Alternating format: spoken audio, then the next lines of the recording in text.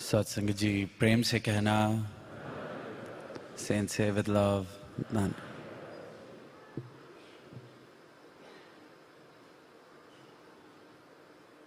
Nirankari European समागम 2025 जो सदगुरु की कृपा से यहाँ ज्यूरिक में इतनी खूबसूरती से निभाया जा रहा है और अनेक संतों ने विभिन्न विभिन्न रूपों में अपनी सेवाएं निभाई इस समागम में, चाहे ये 2 दिनों में या लीडिंग अप टू द समागम the past few months since it has been announced. यहाँ 2 दिन के अंदर या चंद घंटों के अंदर शायद अंदाज़ा लगाना मुमकिन नहीं रहता कि संत किस रूप से और कितने समय से, किस कमिटमेंट के साथ, किस डेडिकेशन के साथ अपनी सेवाएं निभाते हैं। कल भी हमने देखा, सदगुरु माता जी ने कहा कि एक एक जो प्रेजेंटेशन थी, कितनी कोऑर्डिनेशन, कितनी उसके साथ प्रैक्टिसेस और उसके साथ साथ एक एक जो प्रेजेंटेशन थी उसके पीछे की recordings, the music behind it, the dialogue recordings, so much that has gone into making this happen. ये सुंदर जो हॉल है, इसको इस रूप देना कि ये समागम का रूप यहाँ सज सके, ये जो बैनर्स लगे हैं, किस रूप से एक एक सेवा, चाहे डिज़ाइनिंग की है, चाहे प्रिंटिंग की है, चाहे स्टूडियो की है, ये जो स्टेज जिसकी आज शुरुआत में ही we were told the dimensions and the infinite symbolism of the stage behind us. The teams have been working so hard. मोंटोवा भवन पर भी सारी सेवाएं चलती रहीं। यूके, यूरोप, विभिन्न विभिन्न स्थानों से महापुरुषों ने योगदान दिया। सेवा दल सिर्फ यूरोप का ही नहीं, यूके का ही नहीं, वी आर सीइंग सेवा दल from north America here and everyone has just come for their सदगुरु, फॉर देयर ओन भक्ति। यहाँ आने का उद्देश्य हर एक इंसान का, हर एक भक्त का सिर्फ और सिर्फ अपने सदगुरु के लिए जो प्रेम है, सिर्फ और सिर्फ ये कि जिस राह पर मैं चल रहा हूँ भक्ति की, the golden ticket and the journey after it, उसको मैं सजाता चलूँ। जो अवसर मिल रहा है इस राह को और सुंदर बनाने का, इस राह पर मेरे कदम और पक्के करने का, मैं पक्का कर सकूं। पिछले वर्ष के समागम से ही ये विस्तार का जिक्र हो रहा है, बीइंग बाउंडलेस का जिक्र हो रहा है और अनेक अनेक पहलुओं में जिक्र किया जा रहा है इस विस्तार का, बाउंडलेसनेस का। और ख्याल में रखने वाली बात या रियलाइज करने वाली बात यह है कि विस्तार तो इस निरंकार का, इस परमात्मा का फैला ही हुआ है। असीम तो ये परमात्मा है ही। This Nirankar, this almighty, this one true entity already pervades through every particle of this universe. It's limitless. तो फिर विस्तार हर जगह, हर कण में पहले से ही बसा है। असीमता हर जगह बसी है, तो सीमता, सीमित है तो कौन है? वो मैं हूं। अपने आसपास खड़ी की गई दीवारें हैं, अपनी सोच, अपनी अजम्पशंस, अपने बायसेस, अपनी आइडेंटिटीज, अपनी एसोसिएशंस, अपनी प्रेफरेंसेस, अपनी संस्कृतियां, अपने संस्कार, एक नहीं हजारों दीवारें हैं मेरे आसपास खड़ी जो मुझे इस असीम से दूर करके रखी हैं। सीमित अगर कोई है तो वो मैं हूं। If there is someone who is limited, that is me, bound by my own thoughts, my own identity. और सदगुरु विस्तार का जिक्र कर रहे हैं, विस्तार की ओर इशारा कर रहे हैं, the journey towards being boundless. तो वो जर्नी ऐसा नहीं कि मीलों मील का कोई सफ़र है जिसके बाद कहीं पहुंचना है। जहाँ है वहीं वो मंजिल प्राप्त होनी है, बस आसपास की ये जो दीवारें हैं इनको घेरना है। कहीं पढ़ा था कि एक घर है, चारों दीवारें, छत, और घर में कोई खिड़की नहीं है। There's a house with 4 walls and a roof without any windows. Someone who lives inside doesn't know how big the sky is, how vast this limitless sky that we get to see is. सूरज की रोशनी कितनी फैलती है ये भी नहीं पता चलता, सूरज कितना बड़ा है ये भी नहीं पता चलता, क्योंकि 4 दीवारी है, खिड़की भी नहीं। तो कहते हैं कि किसी ने कहा कि तुम्हें पता है कि कितना फैलाव है इस आसमान का। Someone asked that man living in that house, do you know how the expanse of the sky, do you know about it? And that man says, I don't know what the sky is. तो फिर वो इंसान एक छोटा सा whole जिसे हम कहते हैं, जैसे दरवाजों में होता है, वो बना देता है कि can you see through the hole that I have made in the wall for you? Try to peep through the hole and you might get to know the expanse of the sky. You might see the sunlight outside. अब उस इंसान ने कहा कि हाँ देख लिया, कोई इतना नहीं, ये जरा सा जितना आपने दिखाया, इससे जितना दिखा। The next thing that happens is a window is carved out of a wall, and then the sky is seen. The perception of the expanse of the sky increases. फैलाव अब दिखा, विस्तार लगने लगा। और फिर एक दीवार ही घेर दी गई उसके बाद कि अब देखो, अब बहुत बड़ा लगने लगा। और फिर एक और दीवार घेर दी गई, और फिर उस घर के बाहर ही लाके खड़ा कर दिया गया कि अब देखो। तो यही ये जो यात्रा है विस्तार की ओर, being boundless, the journey towards being boundless, it's all about breaking down the walls that I have surrounded myself with. And they're all self-created, as we have heard. We have heard today in so many speeches that they're all created by my own self.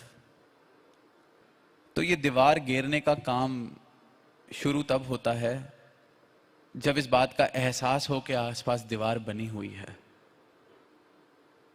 अगर मुझे यही लगे कि मेरे आसपास तो कोई दीवार ही नहीं, मैं तो पहले ही बहुत विस्तार प्राप्त कर चुका हूं, तो ऐसे इंसान का किसी दीवार घेरने का या खिड़की भी बना लेने का उस दीवार में लगता नहीं कि बात मुमकिन है। उसको जरूरत ही नहीं लगती, लगता है मुझे क्या जरूरत है, औरों को जरूरत होगी, मेरा विस्तार देखें अपनी दीवारें घेर के। और यही इंसान कर रहा है। मैं अपनी राह में खुद दीवार बन के बैठा हूं, वो आए तो किस रास्ते से आएगा। अक्सर सुना, परमात्मा आने को तैयार है, मेरे मन में विराजने को तैयार है। वो कहते हैं मन के आसन में परमात्मा इंतजार कर रहा है बैठने का, पर खुद उठो तो सही उस आसन से, तो कहीं बैठेगा। मेहमान आता है घर में, कुर्सी से हम उठ के बिठाते हैं कुर्सी पर, और परमात्मा पूरा का पूरा विराजना चाह रहा है मेरे मन में, इस मन को मंदिर करना चाह रहा है। ये भी नहीं कह रहा कि ज्यादा साफ सफाई करो, तैयार करो। तैयार तो सदगुरु कह ही रहे हैं, तैयारी तो पल पल चल रही है सेवा सिमरन सत्संग से, पर इस आसन पर जिस पर खुद बैठे हो वहां से उठना पड़ेगा, तभी परमात्मा विराजेगा। बिल्कुल तैयार बैठा है, ये दीवारें गिरनी पड़ेंगी, विस्तार यही है। Boundlessness is not far away, it's just about knocking down those walls. अनेक अनेक तरीकों से इन्होंने इस बात को युगों युगों से समझाया है, सिखाया है। आज हम सुन रहे हैं, आज के समय में बिल्कुल नहीं कहा जा रहा कि कोई त्याग किया जाए, किसी चीज को छोड़ा जाए। बस ये एहसास बताया जा रहा है कि ये सत्य है, ये सत्य वाली जो नजर है जिससे मुझे मेरी पहचान मिली है, ये मेरी पहचान है। इस बात का एहसास करके अगर मैं जी रहा हूं तो विस्तृत रूप में ही जीवन चल रहा है, लिमिटलेस जीवन ही चलेगा। As long as I'm aware of this one true identity of my own, of this God knowledge that I've been bestowed upon. अगर एहसास है और ये लिव जुड़ी हुई है इस दातार से, इस सत्य से, सदगुरु के चरणों से, तो मंजिल पर ही है। फिर ये दीवारें बन नहीं सकती, क्योंकि दीवारें तो मैं बनाऊंगा जब मैं हूं बनाने के लिए। परमात्मा तो असीम है, और जब मैं खुद को इस असीम में शामिल कर चुका हूं तो समुद्र में कोई क्या दीवारें बनाएगा, समुद्र में कोई क्या लकीरें खींचेगा, आसमान पे कोई क्या लकीरें खींचेगा। यही एहसास। तो इस बार तो यही कह रहे हैं कि ये एहसास हो, बस यही बहुत है। आपा अर्पण कर देवे वाली बात जो सुनी कि बस ये समर्पित भाव से जीवन चल रहा है। ये नहीं कहा जा रहा कि देखो तुम्हारा मन तुम पर हावी हो जाएगा इसलिए सब कुछ त्याग दो, घर बेच दो, झोपड़पट्टी में रहो, सन्यास ले लिया जाए क्योंकि मन भारी हो जाएगा, हावी हो जाएगा, फिर आसक्ति बन जाएगी। You will be attached again to your possessions, so let go of them. ये नहीं कह रहे, कह रहे हैं आनंद लो, ये संसार भी तुम्हारे लिए बनाया है, पर अनासक्त आसक्ति के भाव से, डिटैच्ड अटैचमेंट के भाव से। कितना भरोसा दिखाया जा रहा है आज के समय में। सदगुरु अपना ज्ञान दे के कह रहे हैं कि साथ साथ इस संसार में भी आनंद लो, कोई बात नहीं, सेवा सिमरन सत्संग, इस परमात्मा का एहसास करते करते जीते जाओ। मुबारक है ये संसार भी, जिस संसार से युगों युगों से जिसने प्रभु की प्राप्ति चाही है, ज्ञान दिया है, साधु संत तपस्वी त्यागी जिस संसार से डरते रहे कि संसार में जाएंगे फिर ये संसार हावी हो जाएगा मुझ पर। कितनी तपस्याएं की कि मन का कुछ भरोसा नहीं, 2 दिन वापस जाऊंगा फिर मोह ले लेगा किसी चीज के साथ। मन है, पहले भी वैसा ही था। आज अगर स्पोर्ट्स कार के ऊपर मन आता है तो तब शायद बैलगाड़ी के ऊपर आता होगा, पर मन तो वही है। आज हॉर्स पावर की बात होती है तो तब मेरा बैल ज्यादा तगड़ा हो, ज्यादा खाया पिया हो, मन तो वही है, मन नहीं बदला। भगवान बुद्ध के समय से या उससे पहले से, जब से इंसान और इंसान का मन इन्होंने बनाया है, तब से ऐसा ही चल रहा है। अनेक अनेक तरीकों से, अनेक अनेक रूपों में, अनेक अनेक हस्तियों को इन्होंने इशारे दिए हैं। एक बड़ी प्रसिद्ध कहानी आती है, कहते हैं कि अलेक्जेंडर द ग्रेट, सिकंदर बादशाह, जब हिंदुस्तान की तरफ जाने लगे तो रास्ते में कहीं उनको ऐसे धूप में लेटे हुए एक आदमी मिल गए, और वो जाके उनके पास देखने गए कि ये कौन है। तो उस आदमी ने देखा, किसी बात की परवाह ना करते हुए सिर्फ इतना सा कहा कि भाई साहब थोड़ा साइड हट जाइए, आप मेरी धूप के बीच में आ गए हैं, मैं धूप सेक रहा हूं। अब सिकंदर के जो फौज थी, जो उसके सिपाही थे, वजीर थे, उनको लगा ये आदमी तो आज बलि चढ़ने वाली है इसकी, इसने क्या तौहीन कर दी हमारे सिकंदर बादशाह की।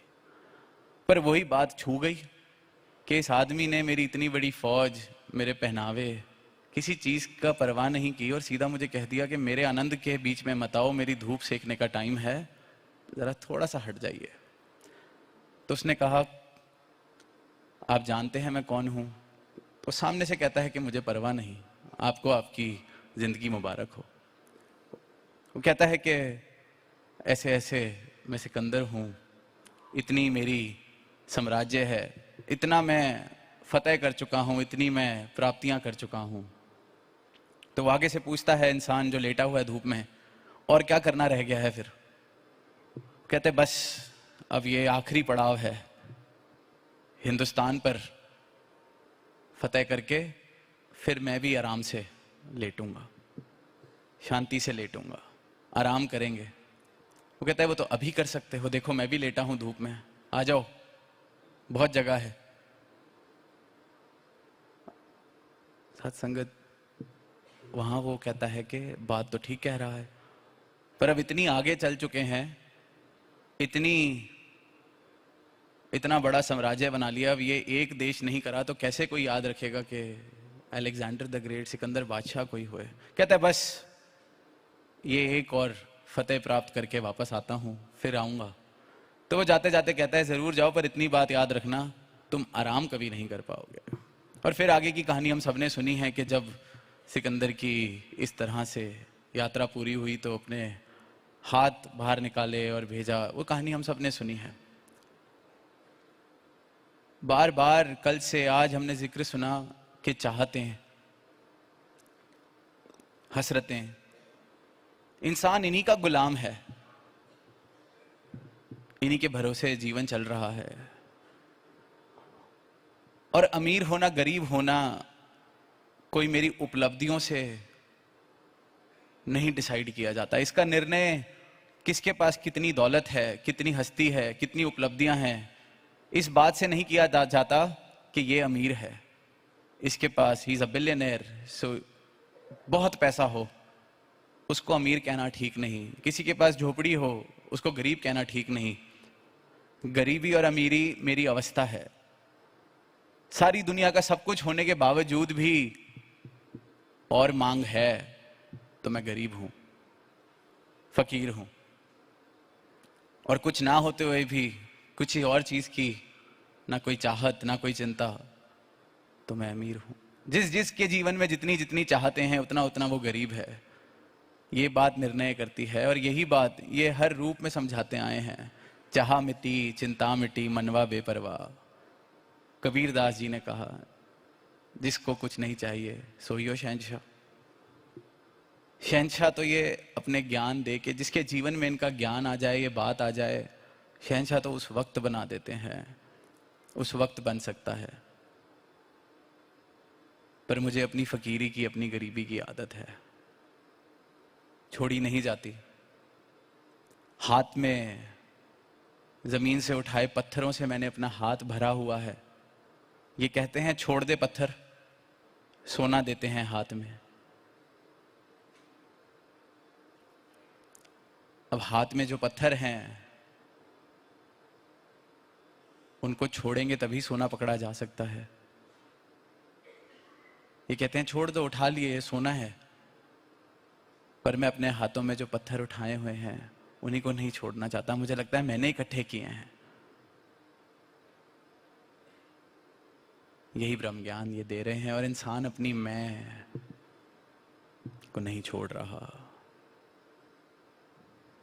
असीम विस्तार, बाउंडलेस, सिर्फ एक पल की घटना है। वो पत्थर फेंकने की देरी जितनी बात है, और इनके हाथ से ये सोना लेने जितनी बात है, इतना ही सौदा है। और ये पत्थर फेंकने के लिए कुछ कह भी नहीं रहे कि मुझे दो, कह रहे फेंक दे, जहां से उठाए थे वहीं फेंक दे। और आज ये रूप कि चलो पत्थर संभालने हैं, संभाल लो, पर सोना ज्यादा कीमती है, इस बात का ख्याल रखना। ये लो सोना तब भी दिया, संभाल लो। वो समय नहीं कि अपने साथ हमने वो टाइम भी देखा, घोर तपस्याएं, घोर विधियाएं,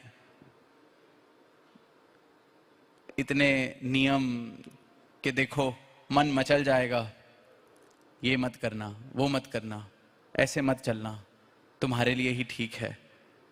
तब भी जाकर देखा सालों साल अवतार संतों के साथ, गुरुओं के साथ उनके शिष्यों ने बिताए, उन नियमों का भी पालन किया, तब भी मोक्ष नहीं हासिल हो पाया, तब भी निर्वाण नहीं हासिल हो पाया।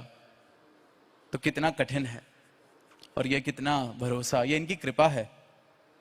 हम अक्सर कहते हैं कि सदगुरु पर विश्वास करें, सदगुरु विश्वास कर रहे हैं हम पर कि ज्ञान दिया है, संसार में भी छोड़ दिया है। सेवा सिमरन सत्संग बार बार के एहसास बना रहे। तो सिकंदर बादशाह को जिस इंसान ने कहा था कि क्या जरूरत है, अभी लेट जाओ, वो कहता है कि बस ये आखिरी देश पे फतेह करके आऊंगा, फिर चैन से। तो वो पूछ लेता है कि आप कहाँ रहते हैं? वो कहता है यहीं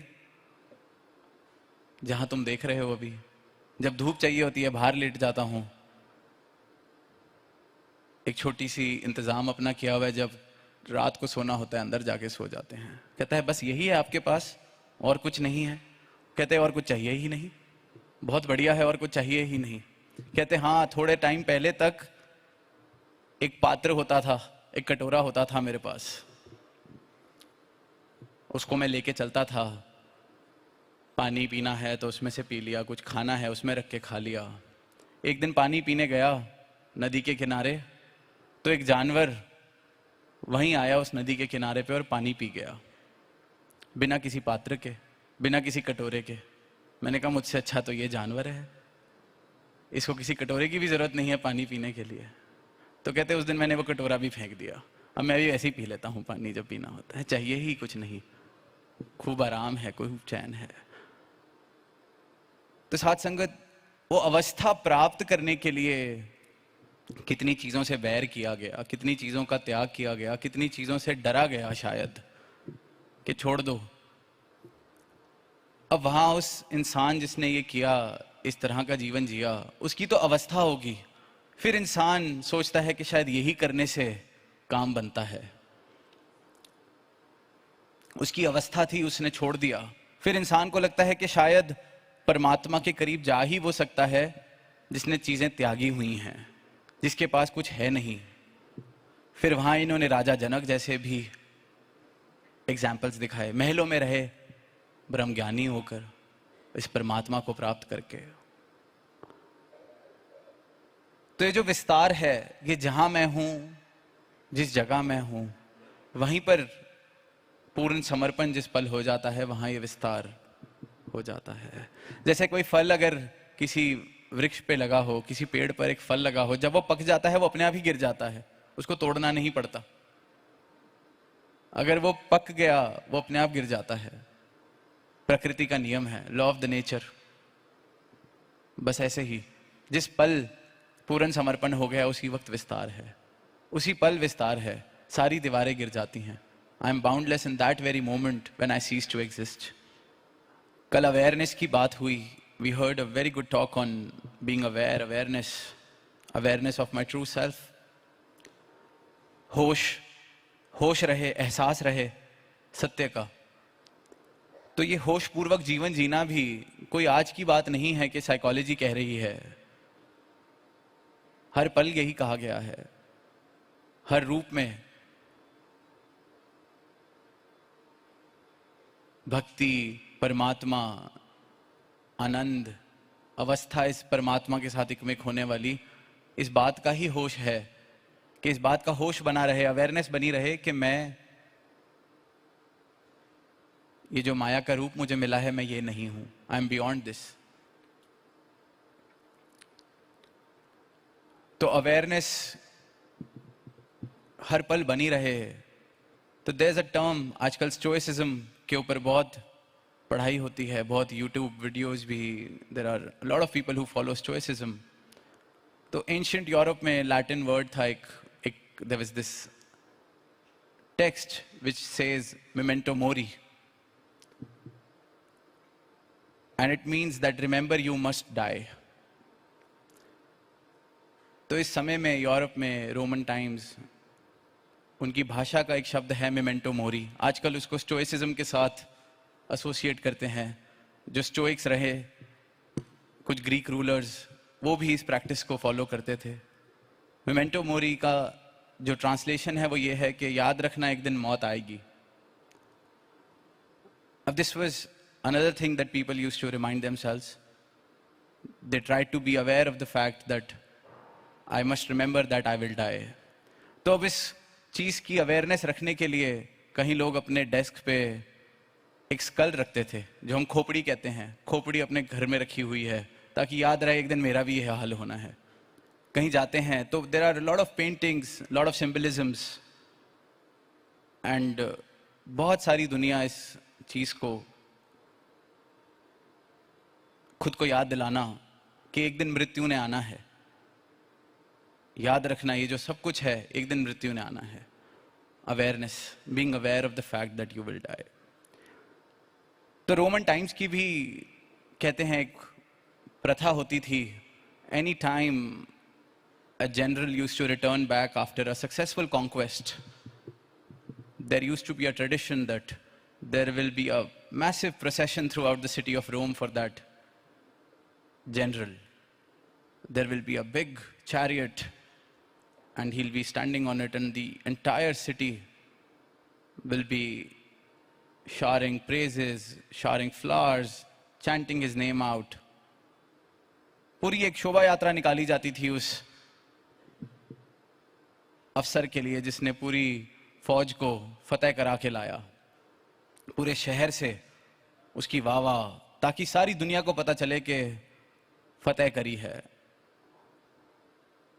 And during this procession, while that general is soaking in all the glory that is being showered upon him, the entire city of Rome, the magnificent city of Rome, singing praises. There used to be a common peasant standing behind that general and whispering in his ears, memento mori, memento mori, memento mori. उस अफसर जिसकी शोभा यात्रा निकाली जा रही है, जिसके ऊपर फूल बरसाए जा रहे हैं, जिसके नाम के जयकारे लगाए जा रहे हैं, उसके पीछे एक आम से इंसान को खड़ा कर दिया जाता था, जो उसके कान में बस इतना ही कहता था, याद रखना एक दिन मृत्यु ने आना है. याद रखना एक दिन मृत्यु ने आना है. यहां जयकारा लग रहा है, पीछे से आवाज आ रही है, याद रखना एक दिन मृत्यु ने आना है. किस लिए? कि ये जो आज दिख रहा है माया रंग बिरंगी जेड़ी, ये जो दिख रही है, याद रखना एक दिन मृत्यु ने आना है. ये सब कुछ ढल जाएगा. मेरी शरीर की यात्रा खत्म हो ना हो सकता है जो आज नाम का जयकारा लगा रहा है, यही जो आज फूल बरसा रहे हैं, ये कल तुझे गाली भी दे सकते हैं. ये जो चकाचौंध है, इसकी भी मृत्यु आ सकती है. याद रखना. Memento mori. इस चीज को याद रखोगे तो आसक्ति नहीं बनेगी. बड़े अलग अलग तरीके से इस प्रैक्टिस को फॉलो किया जाता है, पर जो दास को लगता है memento mori, remember you must die, तो remember you must die to become boundless. जो सुना अभी हमने, जिस दिन अपनी इस रूप में हस्ती को मैं मिटाने के लिए तैयार हूं, remember you must die. Must, ऐसा नहीं कि 2 दिन के लिए. एंड वो डेथ को नींद से हम कभी कभी कि चलो आज समर्पण 1 दिन का, जैसे कहीं लोग कहते हैं कि जब हम रोज सोने जाते हैं वो भी एक प्रकार की मौत है, वे वाली नहीं कि सुबह फिर उठ जाना है. You must die once and for all. Cease to exist, and in that moment you are boundless. और वो तो डरावा है मौत का कि चलो ठीक है. ये नहीं कह रहे कि इस ज्ञान के बाद या इस समर्पण के बाद जीवन में खुशहाली नहीं है. हो सकता है, कई बार देखते हैं people take that memento mori so wrong that they start feeling then what's the point of living anything? What's the point of living in this moment as well when I have to die? But जो larger understanding है, जो इनके दर की, इनके ब्रह्म ज्ञान की understanding है, जो गुरसिक के लिए अंडरस्टैंडिंग है, memento mori. Remember you must die so that you can become boundless. The kingdom of haven जिसकी हम बात करते हैं, वहां शरीर की यात्रा खत्म होने के बाद नहीं पहुंचा जाता. That kingdom of heaven is right here in this moment waiting for me, but I must die. Memento mori. तो साथ संगत अनेक अनेक रूप से, अनेक अनेक भावों से, युगों युगों से ये एक आवाज दी जाती है कि जीवन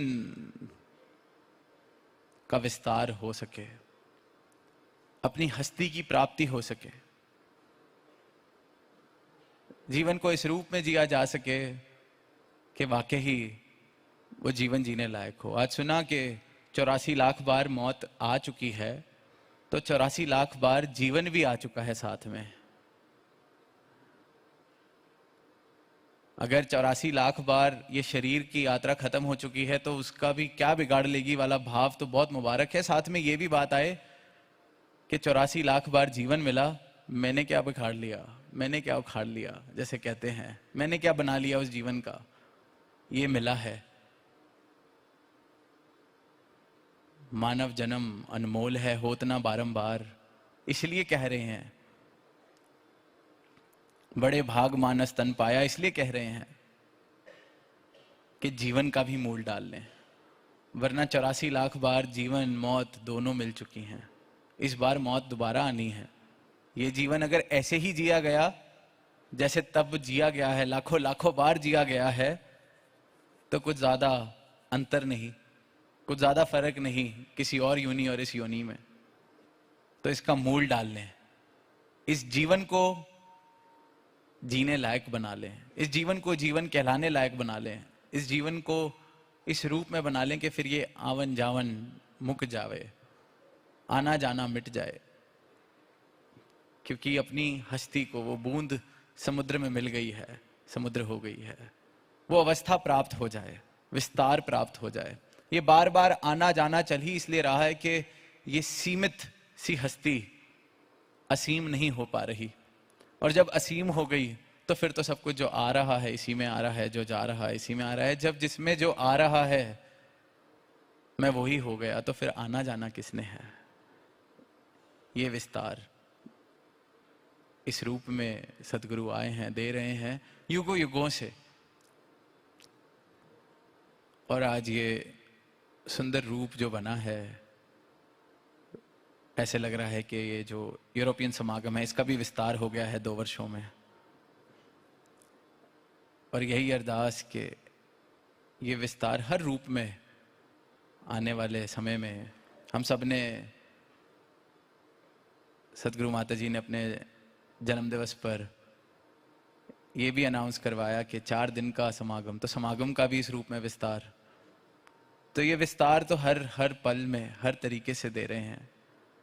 पर जो मूल वाला विस्तार है, जहां वो पत्थर मुझे अपने हाथ से फेंकने हैं ताकि सोने की कदर बनी रहे, सोना मैं उठा के जीऊं.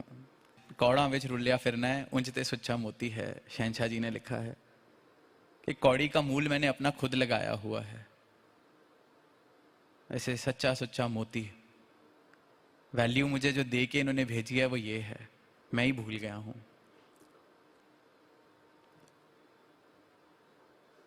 धूल जम जाए किसी किताब के ऊपर, खूब धूल जम जाए, नाम भी ना पढ़ा जाए कि किताब कौन सी है, क्या लिखा है उसमें. अब वो चाहे कोई वेद हो या ग्रंथ हो, उस पर धूल जम जाए, इतनी मोटी परत धूल की जम जाए कि दिखे ही ना कि क्या किताब है. उसके साथ एक और किताब पड़ी हो जिसके अंदर कुछ भी ना लिखा हो, जिसके कागजों पर उस पर भी धूल जमी हो, भरपूर रूप से धूल जमी हो. उसके साथ एक और किताब पड़ी हो जो दुनिया में कहा जाता है वाइसेस, जिस पे सारे वाइसेस भरा जीवन कैसे जिया जाए उसके लिए मोटिवेट किया जा रहा हो, उस पे भी धूल जमी हो. और भी कोई किताब लें जिसमें शायद दुनिया की खराब से खराब शिक्षा दी जा रही हो, उस पर भी धूल जमी हो. जब धूल जम जाए तो बाहर से फर्क बताना मुश्किल है कि किताब कौन सी है। एक बराबर हैं, चाहे वेद था, चाहे शास्त्र था, चाहे खराब शिक्षाएं थी, चाहे खाली किताब थी। धूल जमी हुई है, हमें क्या पता। इंसान ने भी खुद पर धूल जमा रखी है। ये सच्चा सुच्चा मोती है, भूल बैठा है, धूल जमी हुई है। धूल झाड़नी भी बड़ी आसान होती है। किताब उठाई, आपस में यूं मारते हैं, धूल साफ हो जाती है। यही ये करते हैं। तो ये जो धूल हम जमा लेते हैं अपने ऊपर, उस धूल को ना जमने दें। धूल जब जम जाती है तो वही बात, उन 4 किताबों में कोई फर्क नहीं। वैसे ही ये कहते हैं, फिर इंसान ने अगर खुद को नहीं पहचाना तो फिर इस शरीर में आने का, या किसी जानवर के रूप में, या किसी अन्य योनि में आने का क्या ही फर्क बताओगे। धूल जमी हुई है, कैसे बताओगे। तो ये जो धूल जम गई है, आज की नहीं, जन्मों जन्मों की, कितने संस्कार इंसान अपने लेके आता है। धूल ही धूल। सदगुरु आते हैं और सिर्फ एक क्षण में सारी धूल को मिटाते हैं। फिर मैं और धूल ना चढ़ाऊं। जब मुझे ये एहसास हो जाता है कि मेरी क्या कीमत, मेरी क्या हस्ती, तो फिर ये धूल वाली हस्ती फिर मैं ना अपना लूं।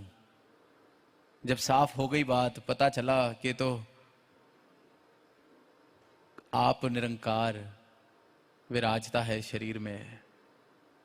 एक एक इंसान